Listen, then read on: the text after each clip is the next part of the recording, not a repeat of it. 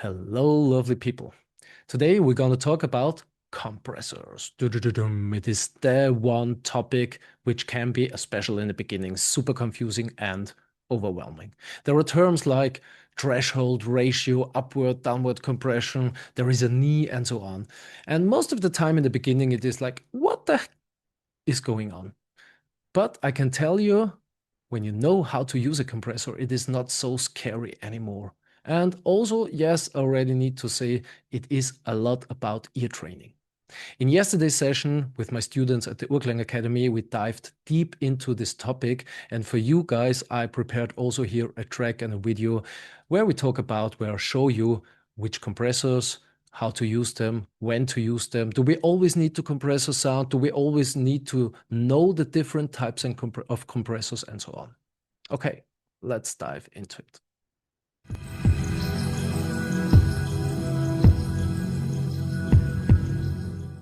Okay, first of all, let's talk about why do we use compressors or why do we need compressors? I have a sound here, let's have a listen.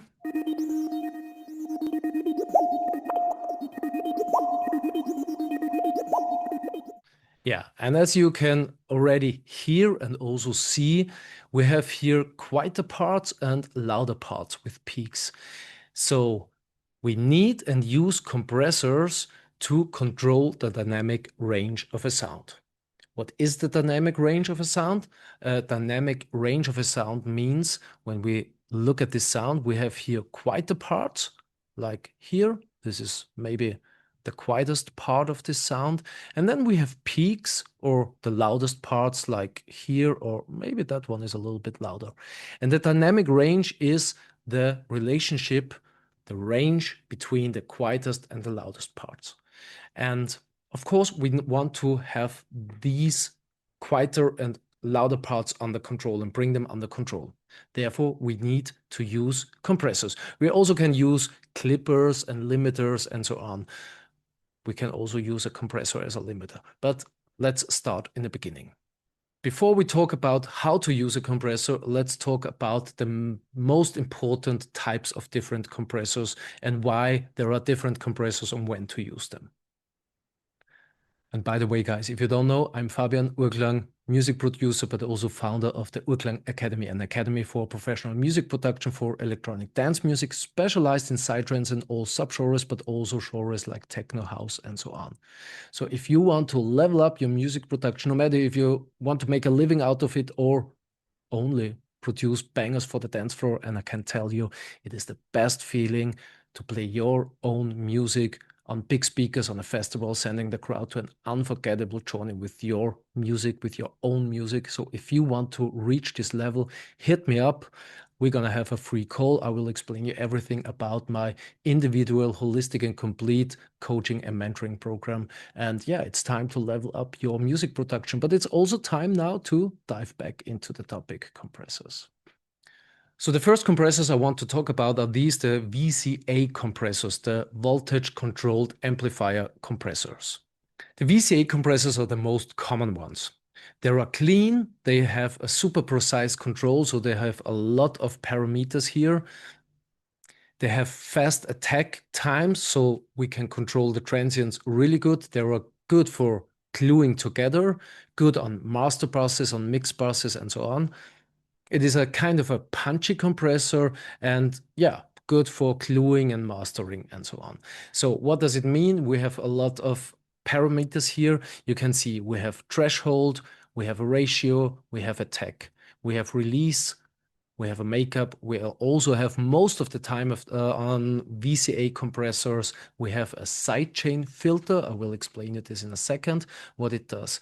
Here, as an example, we have the Vertigo VSC2 compressor is a VCA compressor. We have here the Brainworks. This is also really amazing. The Brainworks Townhouse compressor.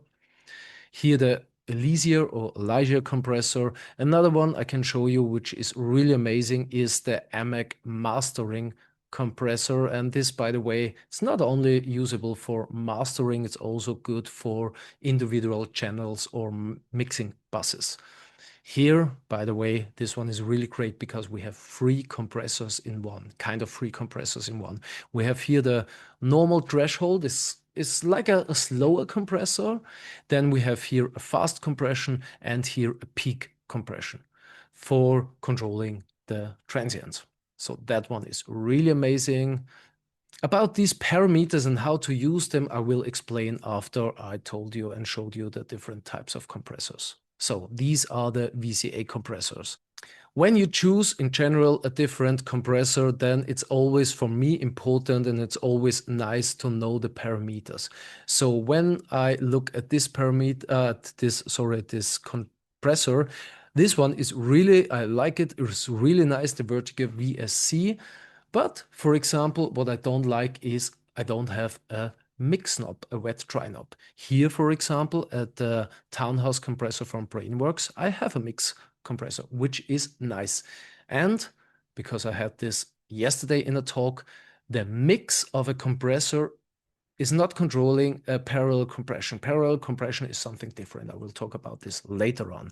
So the mix is just how much I bring in a wet signal at the same time how much I cut out the dry signal. Yeah. Sidechain filter. What is a sidechain filter? A sidechain filter is something really important. With a sidechain filter, I can tell the compressor to sidechain everything below a certain hertz value. For example, I have here now 99 or 100 hertz. 99 hertz, 101 hertz, whatever. We can see here also I can dial in from, of course, off from 1 hertz all the way up to 660 hertz. And here at the Elijah, for example, I also have here sidechain gain and sidechain frequency all the way up to 3.3K. Super nice, starting at 30K. Here at the VSC, I only can choose between 60 hertz or 90 hertz.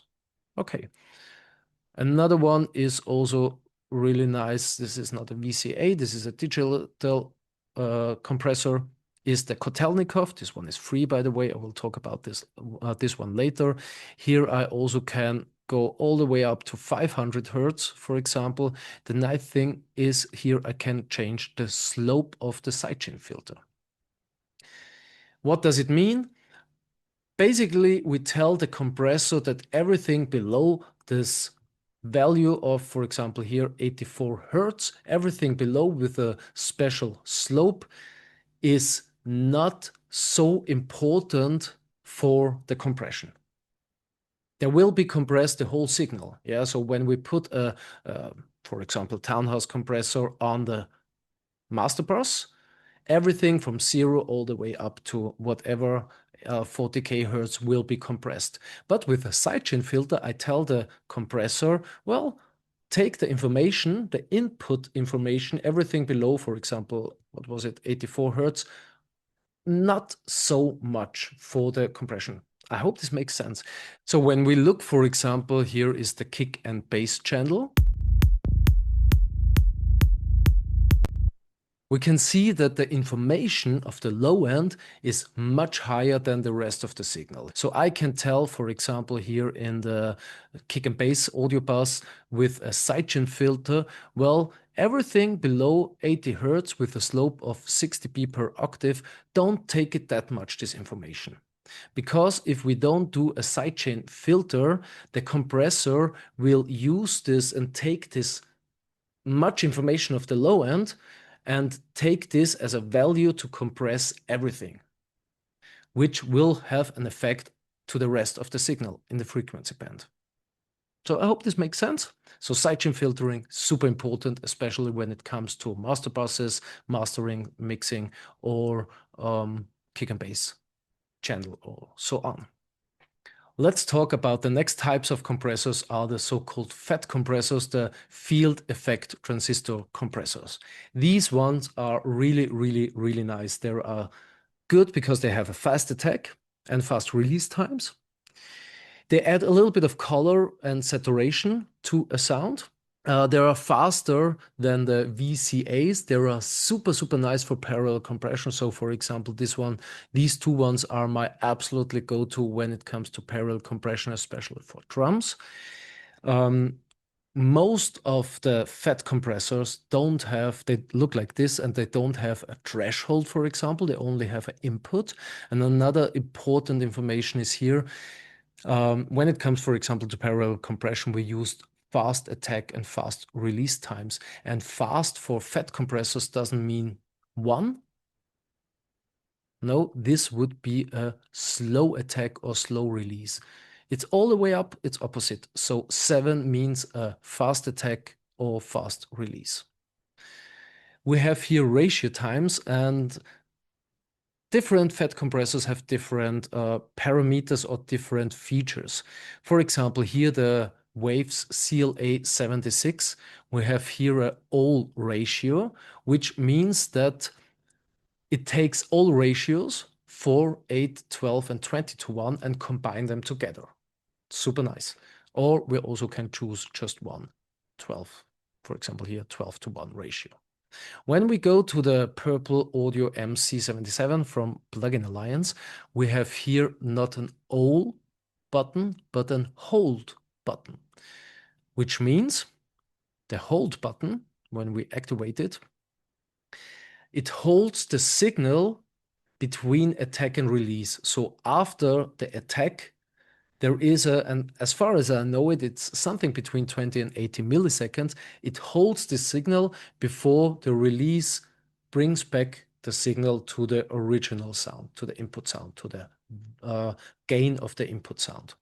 So this is pretty nice. And when we activate here the hold button, we can also activate all ratios, which would be something like the all ratio.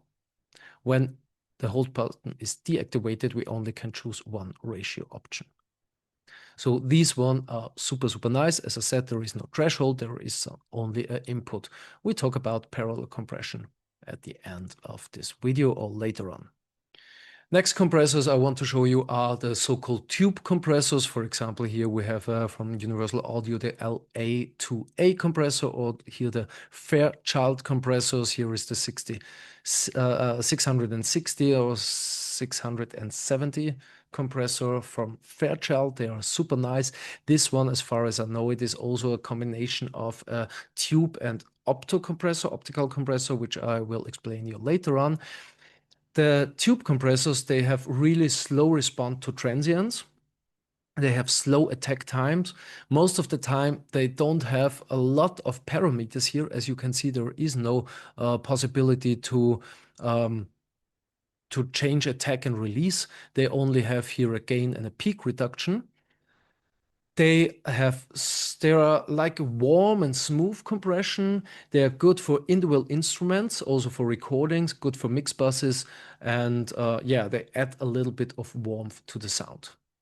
Then we have opto compressors or optical compressors. Here are 3 examples, like the Neold UTA, here from Plugin Alliance, the OPTO compressor, or we have here the Shadow Hills mastering compressor, also good for mix buses and individual channels, but super nice for mastering. By the way, I don't like this little labeling here. It's so small, but okay. And also here at the Shadow Hills, we have the option and the possibility to change between optical compressor, it's here, or the discrete compressor. Optical compressors, they sound smooth, organic, and musically, so they are super nice for instruments, for example, or also for whole mastering or for the whole master chain or mix buses. They are slower than FET compressors, not as punchy as VCA compressors. They are not good, this is important, so they are good for instruments, they are musically, but they are not good when you have a sound with a wide dynamic range. They have simple controls. Sometimes they have attack release time, sometimes not. As you can see here, these 3 possibilities they don't have.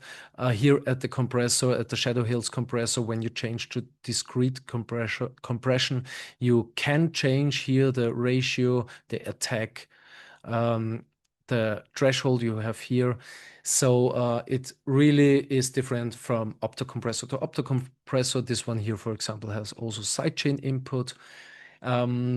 I already mentioned it's not good when you have a sound with a wide dynamic range, then the opto compressors are not good, but they are good for smoothing out small peaks, for example. So when you have a sound with high peaks, high transients, these ones are also not so good.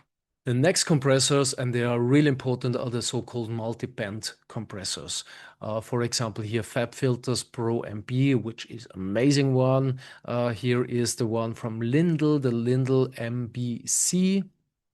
Also nice, you can see here, for example, we have 3 bands, low, mid, and high. We have here the crossover, for example, 200 Hertz, and here 5K. This is the crossover. We have here the threshold, attack, ratio, release, link. We can also for each band here put in more gain and so on. These are really nice. We have really fast attacks from 0.03 milliseconds all the way up to 30 milliseconds. When you have something like here, you can see it. We have here, yeah, it's maybe confusing in the beginning. We have so many different values here and numbers here. Most important here there is the red curve, the gain reduction curve. It shows us how much gain is reduced. This one, by the way, I will show you later. I use a lot for vocals, but also the Pro MB is amazing. The Pro MB, you can put in here different bands. You can put them together. You can put them together. You have here the crossover. And what's really nice, we have here different options. We have here a compressing option and an expand option. Which is not an upward or downward compression. It is, I will explain this a little bit later also in detail, but for upward or downward compression, we change here the range. What is upward and downward compression? This I haven't mentioned in the beginning. There are 2 kinds of compression. We have the downward compression. Most of the compressors are downward compressors, or we have the upward compressor. Downward compressor means louder signals, everything above a certain threshold will be reduced and will be downward compressed, or upward compression means quieter sounds will be upward compressed and will become louder. Here, it's really nice that the multiband compressor, also the one from Ableton, we can change here with the range between downward compression or upward compression. And here, compress means we compress everything above the threshold, and expand means everything below the threshold will become even quieter. It's kind of a gate, but smoother than a gate, because a gate has like a total, like a clipper or limiter. There is a certain value and everything below will be cutted. Expand at the multiband compressor means that with a smoother value, everything below a certain threshold will become even quieter. That's super nice for background noises, for example. Yeah. Here, for the parameters, we have the threshold, we have here the range, which is also the same like here. We have here attack times. One thing I don't like, same at the Pro Q4. I don't know why this is in percentages and not in milliseconds, but okay. We have a release time, we have here output, we can also hear the outer ring change mid and side signal. It's super nice. We have here the ratio, so from 1-to-1 ratio all the way up to 100%, which is the same like infinity to 1. And infinity to 1 means like a limiter. But we talk about this in detail later on. We have here a knee, we have here, here's the knee, hard or soft knee. We have a look ahead, and then we can, yeah, normally it's like so. We can expand here this expert section, and we can, for example, also create here bands. Let's click to free, then something like this is created. I can bring this here, for example, under the second band, which means now that every time when here is an information, this band will react, which is super nice. So we can take a certain frequency range and say, okay, for example, also here, for this frequency range, when there is information going on here, this band now reacts. Also, we can do external and put in here a sidechain input information from another channel, and then this little band here reacts to the sidechain input of the external, like it's written, external channel. Also nice, at nearly every FabFilter plugin we have here a mix, wet dry mix button. We have here an input level and an output level, and also we have here output panning left right, input panning left right. Super intelligent and nice, this one. And then we have other digital compressors. So I already showed you here the Kotelnikov, which is from Tokyo Records. And by the way, this one is free, so grab it. Same as the Molotov from TDR, from Tokyo Records.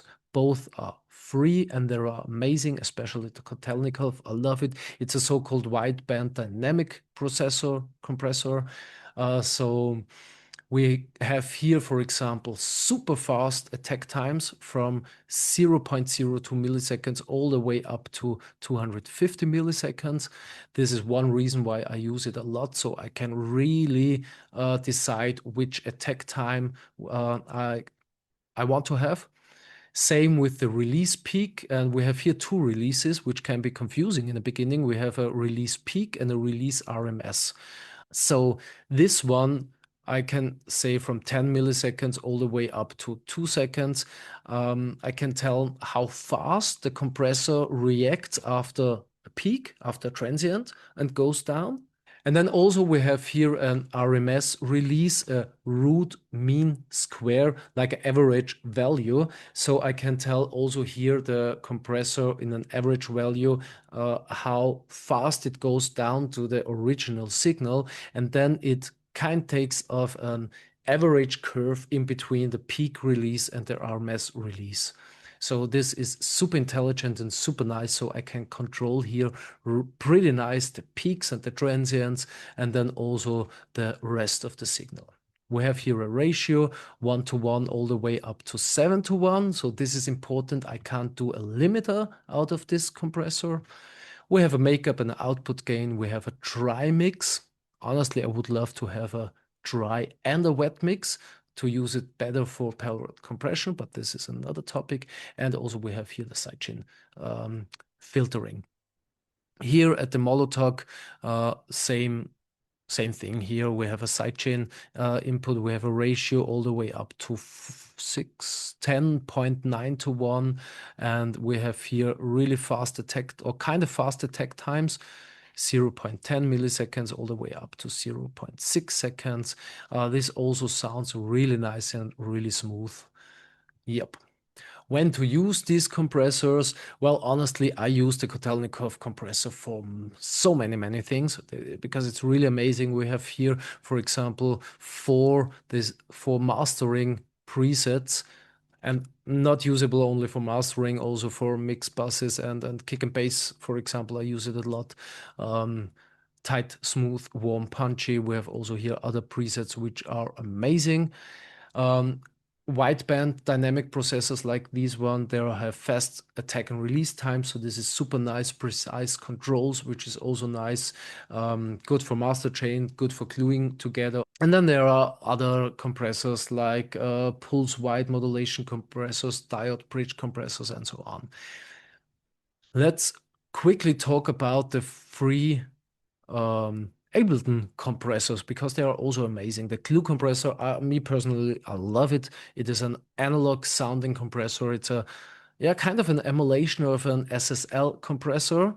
So we have here like kind of super fast 0.01 milliseconds all the way up to 30 attack time, and same with the release 0.1 milliseconds to 1.2 seconds. Then we have also automation. We have a ratio 2:1, 4:1, 10:1.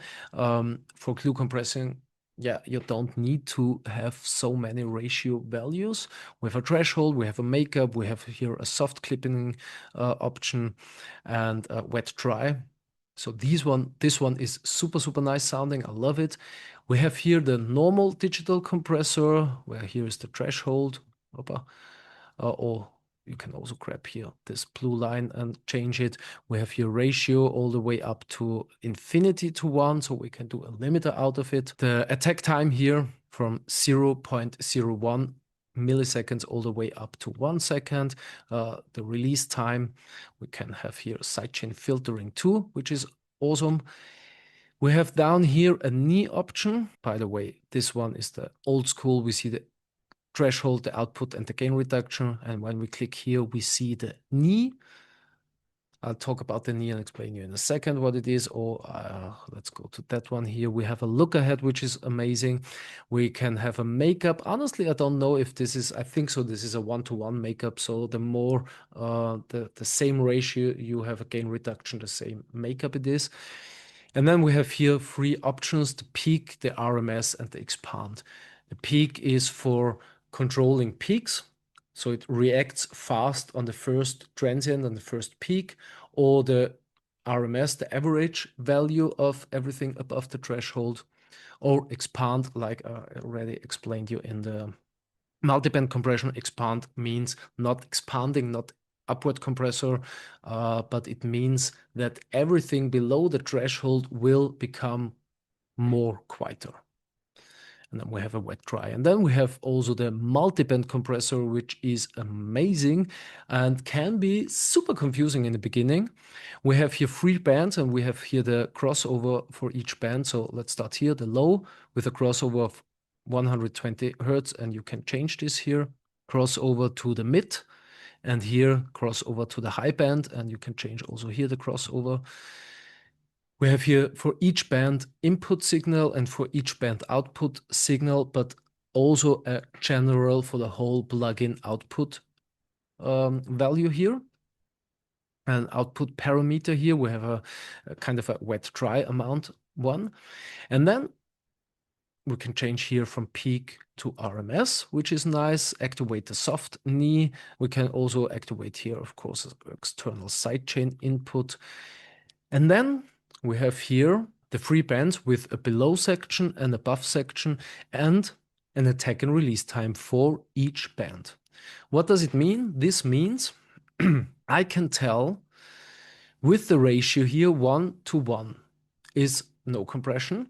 When we go down, and I can also go down by clicking here inside and going with the mouse down, you can see here it changed to red, for example. Now everything below 1 means downward compression, and everything above means upward compression. And this is the same we can do here below the threshold or above the threshold.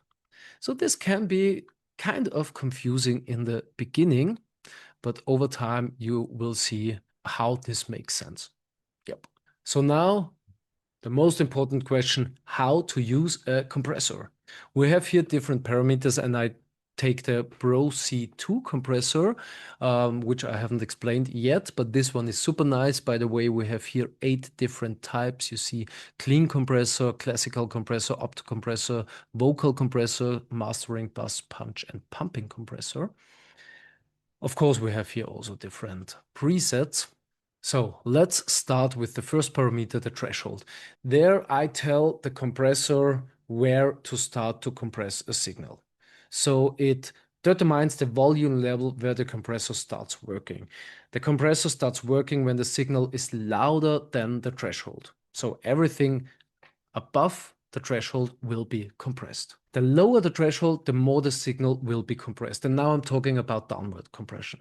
Yeah, when it's upward compression, it's the other way around. The ratio. Ratio is super important. It starts at 1-to-1, and this is this, for example, here we have this visual feedback. It's super nice. So 1-to-1 is no compression, all the way up to infinity to 1. And let's go with the knee here. So down to a hard knee. So we can see here is the threshold, and then it will be cut at infinity to 1 is like a limiter. The most common one is 2-to-1. What does it mean? The ratio determines like how much the signal is reduced. 2 to 1 means for every 2 dB above the threshold, the compressor output will be 1 dB. So, example 2 to 1 with a 20 dB above the threshold, 20 divided to 2 is 10. So it means the output will be 10 dB. When we have a ratio 20 to 1 with 20 dB above the threshold, it would mean 20 divided to 20 is 1. The output will be 1 dB. Or not the final output, the output before the release starts working. So I hope this ratio now makes sense. So like 10 to 1 means, for example, with 20 dB above the threshold, 20 divided to 10 is 2. So the output will be 2 and so on. So I think you get it. Let's go here with 2 to 1 again. The attack time. The attack time determines how fast the compressor will work, which is a super important parameter because here we can control the transients. Simply said, when I want to cut a peak and a transient, I do a super fast attack. When I want to let the transients come through and compress afterwards the signal, I will choose a slow attack, so a high value. Fast attack means a low value, slow attack means a high value. Release time means how fast does the signal go back after the compression is done. So there will be a, for example, with a fast attack, we cut some transient, the compressor is working, and then I'm telling the compressor with the release time how fast it takes to get back to a certain level. So there is one, and I love metaphors and analogies, there is one story, one picture, one analogy, how I absolutely understood, back in the days, understood compressors. Try to imagine you sitting as a kid in your room listening to some awesome music, of course, loud, and suddenly your mother comes into the room shouting to you, turning down this music. So the attack time is how fast you grab the volume knob of your radio and turn down the music. The threshold is how much you turn down the music. And the release time is how fast you turn the music back to the original volume when your mother already left the room. So this is, I think, so a good analogy, a good picture how to basically understand compressors.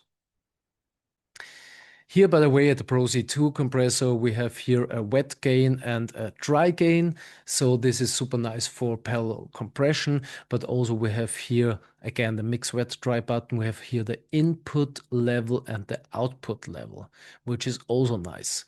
And here we have some input panning and output panning. Same like here, wet panning and dry panning.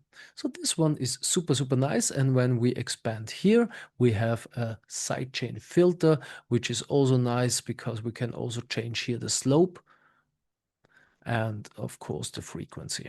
So that one, the Pro C, super amazing. I hope now you kind of understand how to use a compressor in general, but let's dive now into some sounds. For example, let's go back to this one sound here.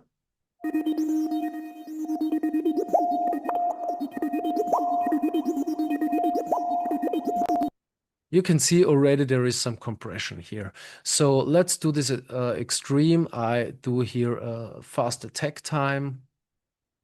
Let's do a slower release, put down the threshold, a little bit of knee. What does the knee do, by the way, here, because I haven't explained this before, and you can see how this changes. It's kind of how smooth the threshold reacts here.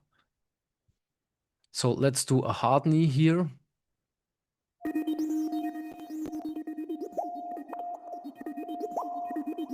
So this is now extreme compression. You can see it also here.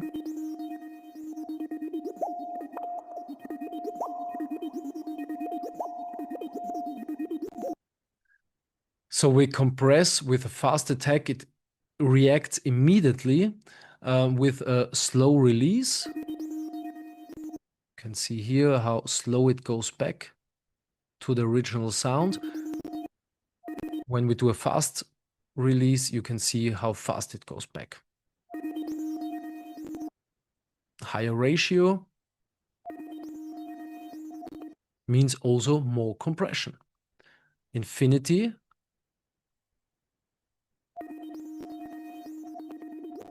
is kind of a limiter.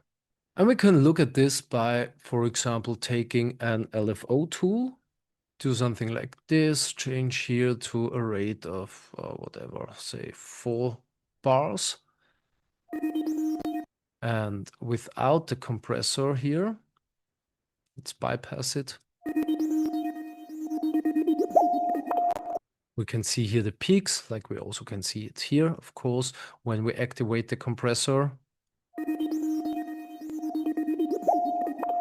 We can see now we have a better control over the dynamic range. So the loud parts are not so loud anymore, which means in next step we can control the loudness of the whole channel and put the channel in a better relationship with the whole mix, for example.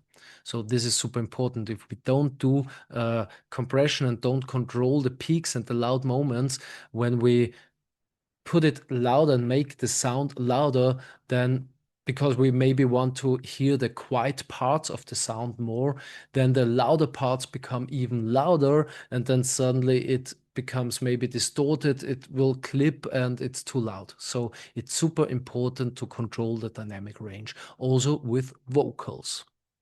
I have here, for example, some vocals. The ability to consciously ground yourself is a very important tool to have when it comes to spiritual practice. You can see here, and I've frozen here this channel because I have here multiple effects inside. And then I also did already some compression. So when we compare this one here, you can see it. It's kind of already under a better control.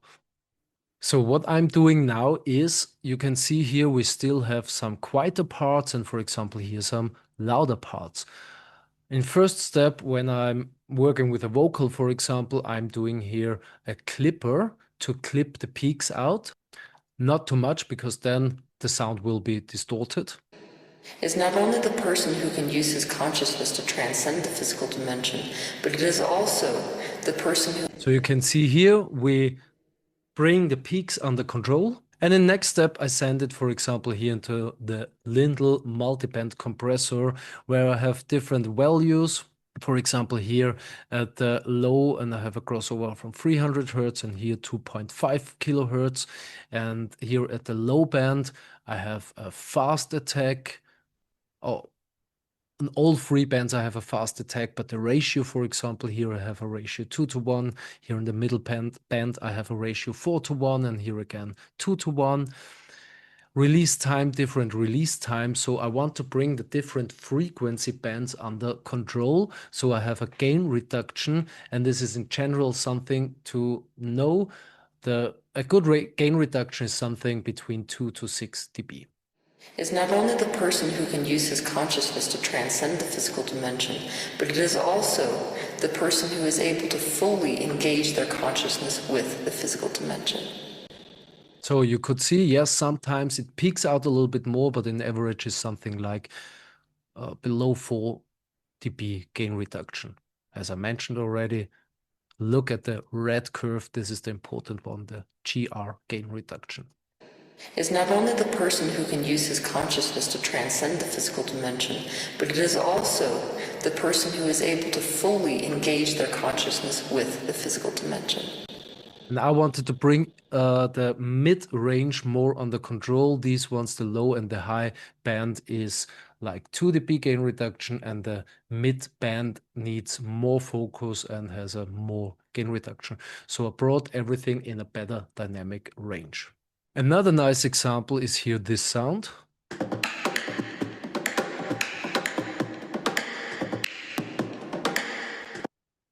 And what we can see here, we also have a pretty high dynamic range. So we have the quietest parts here, and here peaks the loudest parts. I already compressed the signal before. Here, this frozen channel. I have here a lot of different effect plugins, glitch plugins, and then I compressed it here to bring these glitches under control and put it into a new channel, bounce this into a new audio file.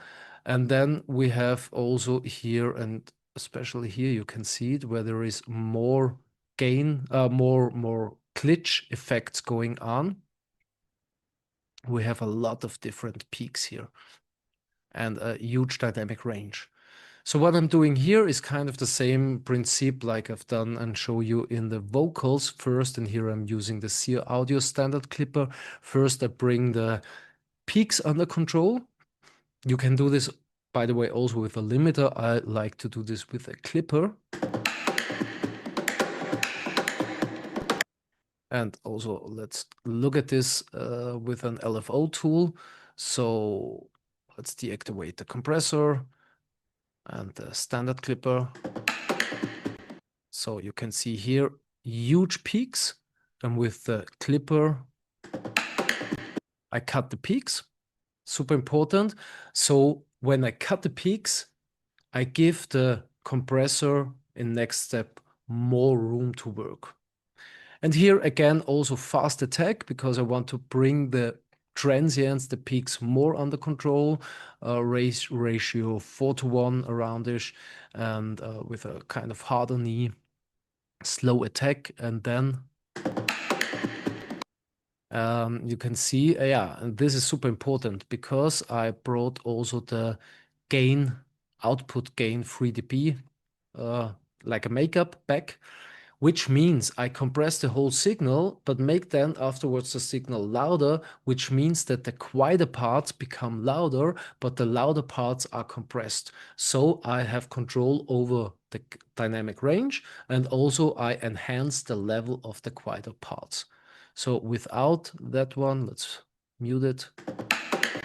So look at this here. You can see how quiet the quiet parts are and how loud the loud parts are, and compressed. Now the loud parts are quieter, and because I have an output gain of 3, a makeup of 3 dB, the quieter parts are louder. So I can make the signal louder and the quieter parts now more hearable, and I have a better control over this. I could afterwards still use another, for example, also clipper or control more the transients. Yes, why not? I haven't done this here, but I want to show you another technique I really love is I put in here a glue compressor to bring the sound into the background. So I could play with level, for example, and just lower the level of the sound and bring it into the background. But let's deactivate this quickly.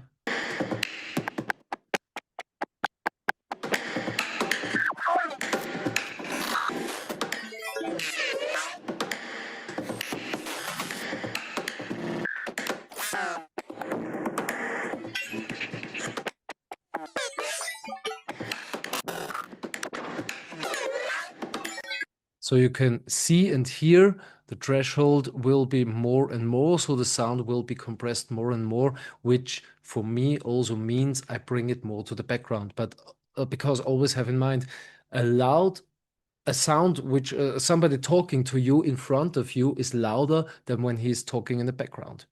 And it's kind of a compression. So I like more this technique as a special technique I'm using to compress a signal to bring it into the background than to work with a level. So, and another sound I want to show you here is that one, and to show you how to work with a multiband dynamics, here from Ableton, a multiband compressor. Let's have a listen without first.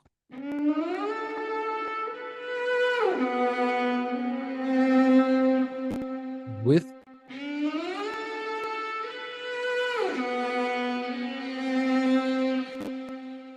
So here I bring with below and above with upward and downward compression with different ratio times, different bands under control.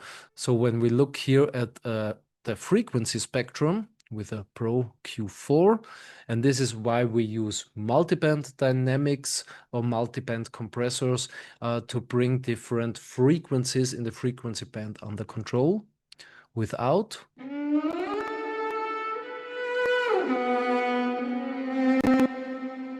with.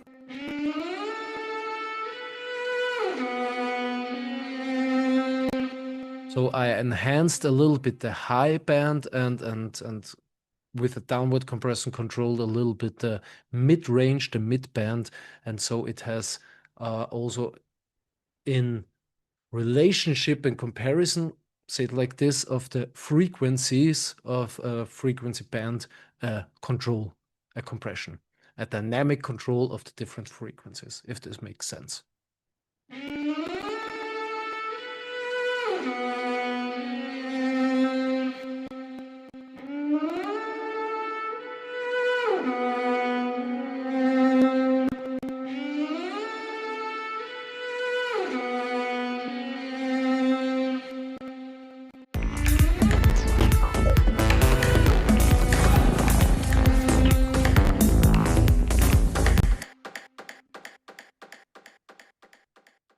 So, and then let's talk about parallel compression.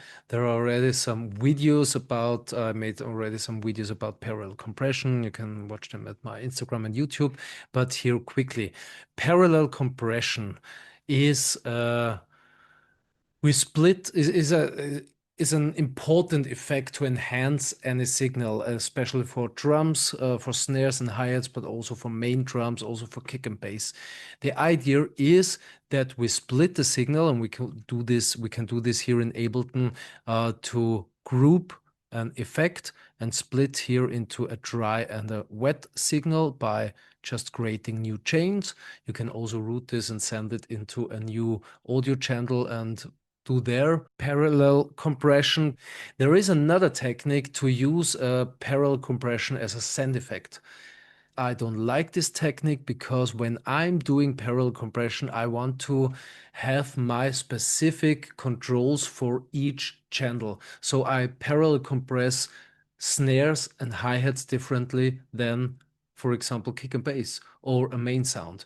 And when I have it, my parallel compression as a send effect, there will always be the same parameters here. So let me know in the comments what you think about this technique using send effect, a send effect channel like this one here, or here the send effects channel as a parallel compression channel, sorry. So here I split the signal into a dry and to the wet signal. The wet signal here is the compressed signal, which is heavy compressed, as I explained in the beginning, fast attack, fast release times.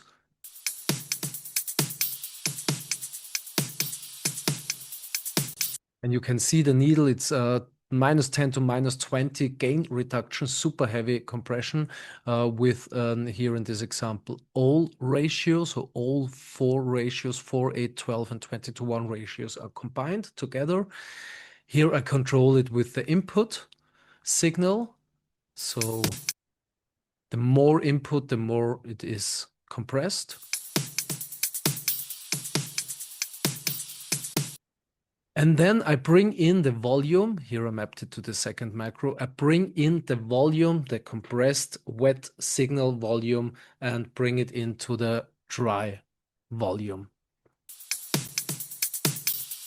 At the end, the goal is that there is no difference in the volume. So we can have a listen and look here at the Pro Q4 without and with. The gain will be the same, but it sounds more in the front and more, it comes more through the mix.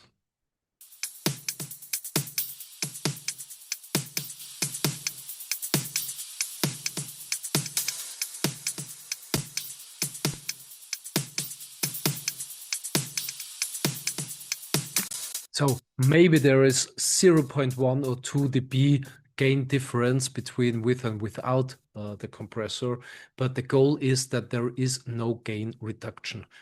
Sorry, no gain difference. And this is a, in general, important thing.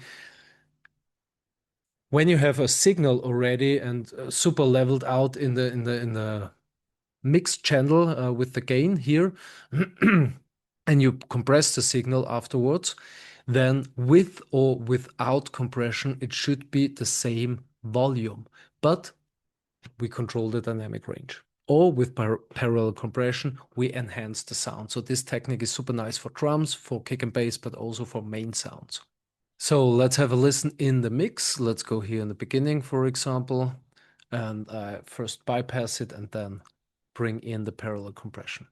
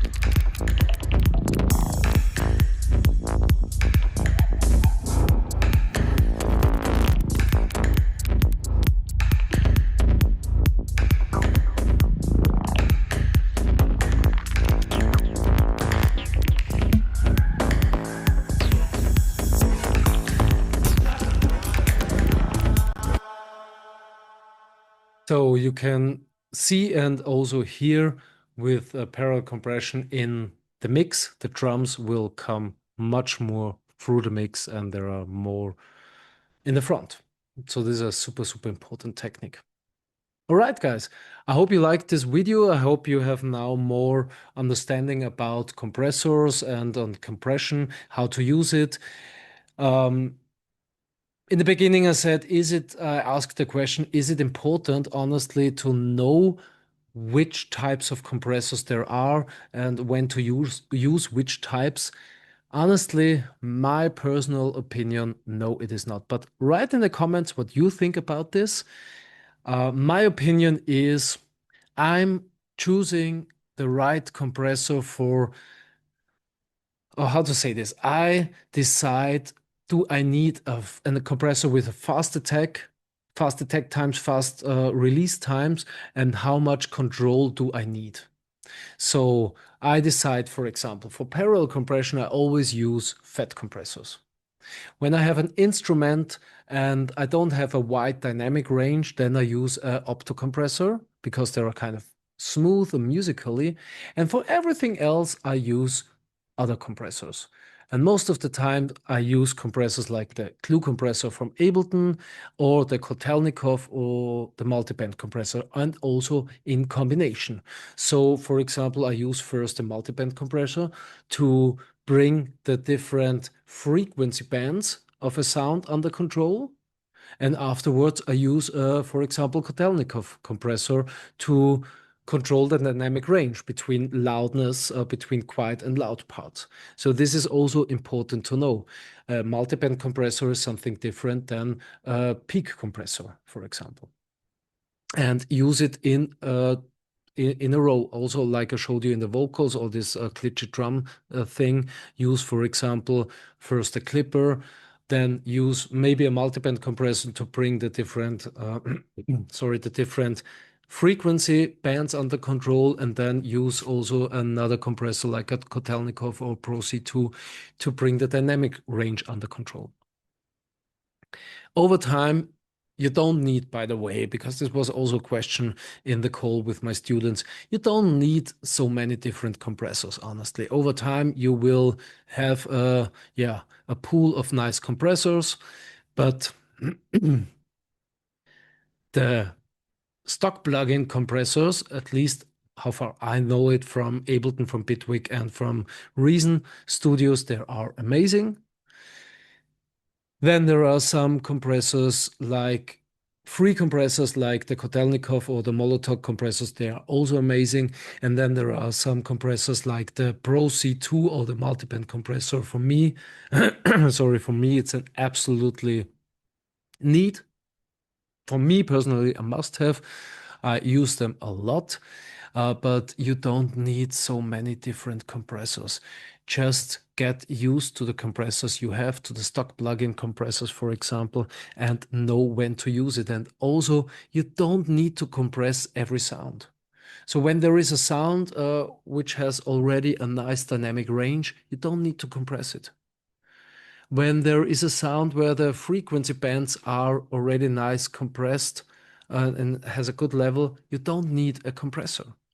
And yes, there is a difference between multiband compressor and the dynamic EQ from equalizer. Quickly explained the dynamic, the other way around, quickly explained the multiband compressor compress the whole band. And let's go here and let's take a Pro Q4 and let's do something like this. We have here 153 and here we go with 153. It's exactly here, the same band. This would mean here the whole band will be compressed and processed, and here a dynamic EQ takes the average value. So the frequency here in the middle are more compressed than here at the sides. Yeah, so it is a dynamic EQ is for more musically purpose than a multiband compressor, for example. So yes, there is a difference between an MB and a dynamic EQ. Always have in mind, compressing is a topic which needs a lot of ear control and a lot of training, a lot of ear training, and you get used to it over the time. Make it simple. Decide at first step, do I want to get the transients and the peaks under control? And if there are high peaks and high transients, then I need a compressor with fast attacks. Then also the decision, do I want to cut the transients or not? Cutting transients means fast attack. Letting the transients come through means slow attack. Play with the threshold. Bring back the volume with a makeup. Do both, bring back the volume, play with the makeup of a compressor, and also then in second and final mixing decision step, play with the level of the channel itself. And yeah, just practice it. Practice, practice, practice it. So I guarantee you there will be the time when suddenly it makes plop and then you understand it and then you think like, oh, well, it is super easy. Compression is super easy. Until this point, yes, we always have this, what does it do? So guys, I hope you liked this video. I hope you have now a kind of better understanding and picture about how and when to use compressors. And yeah, guys, please subscribe. You know, it helps me a lot so I can do more videos in future. Hit the bell button for notifications for upcoming videos. Share the video. Write in the comments what you think about this topic and also what you want to see next so I have a better picture of what you want to learn. If you want to level up your music production, hit me up for my coaching and mentoring programs. And yeah, until the next time, happy production, have a wonderful day, and as always, stay musically. Boom, boom.